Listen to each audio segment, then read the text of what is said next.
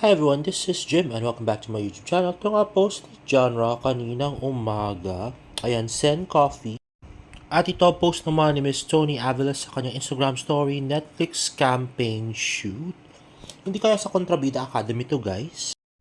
At next nga ay nagpost nga si Genre sa kanyang Instagram story ng Thank you, honey, Barbara Fortesa para sa Starbucks Coffee. At next nga yung cryptic post ni Tita Ami Fortesa, I hold a beast, an angel, and a lady in me. It's up to you which one you meet.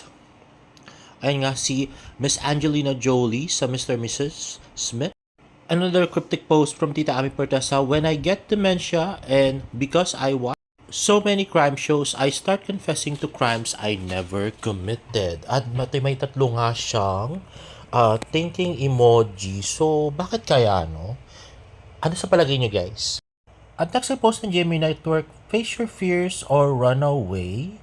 Alamin kung paano hinaharap ni Barbie Fortesa sa mga takot niya sa exclusive interview na ito. Umiiyak talaga ang girl, pero ginawa ko at kinaya ko.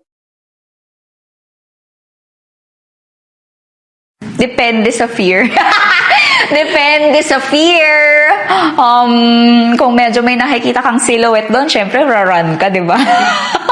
Pero like, let's say, fear of failing, siguro at work or in life, yun, I'll face it head on. I'll do it scared, I'll do it unsure, I'll do it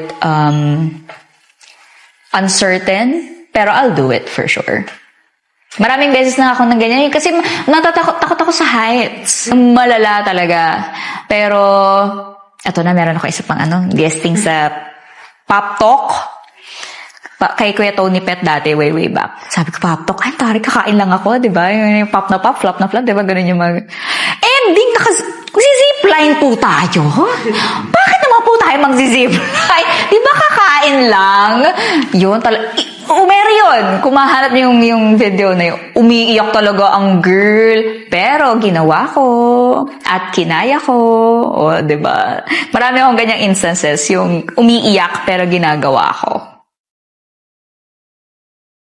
So, ibig sabihin, matagal na yun, like Jack B or before Jack B era. Hindi ko naman masyadong matandaan yung ginawa na yun ni Barbie. Anyway, next ay post ng GMA Network, gusto mo rin bang mag-ghost? Huwag na magpahuli at humabol sa mga sinihan sa P77 now on its third week. Ay nako, sabi ko na nga be, at the end of the day, marami pa rin gustong mag-ghost. Ha?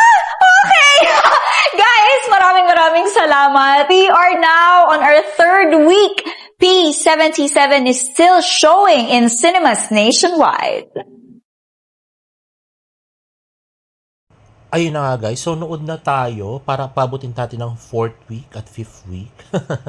At next, post ng GMA News and Public Affairs, yung magkaaway on-cam pero grabe magtawanan off-cam.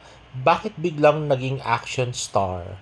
Huwag bibitiw sa intense ng pa-intense na mga eksena sa Beauty Empire. Ayun na nga, the beautiful Barbie Fortesa and Kailin Alcantara. Ito yung nung birthday ni Barbie. Ay wow, bumaba rin. Ano kaya yun? Bakit kaya tawanan si Barbie tsaka si Kailin? Oh. Parang babarel. Anyway, ayun na nga. Bumatay sila kakatawa. By the way, nakalimutan ko i-add do sa vlog ko kanina na si Celine Dizon, ang tanging pina-follow niyang kapuso celebrity ay si David Licao. Kaya wala siya kawala doon. At next nga ay yung viral ngayon na kandong pictures ay nakuha namin dito sa post. May nag-comment do sa isang post ni Munchkin. Ito na nga yung picture na yun. So yun na nga, nirotate namin tapos sinum.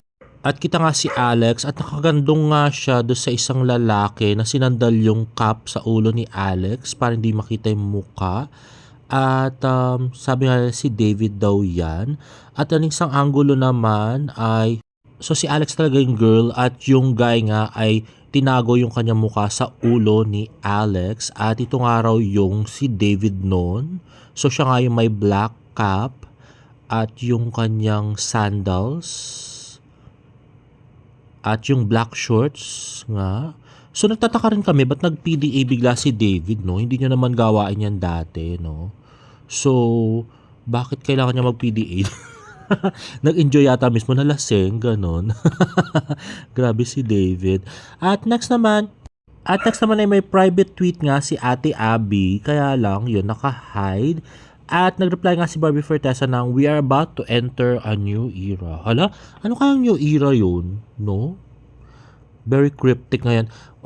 Maghahanap pa tayo ng mga sagot, guys. So, just stay tuned on our next episodes. Anyway, guys, if you like this video, please give it a thumbs up and please subscribe to my YouTube channel for more bird updates. See you on my next vlog. Bye!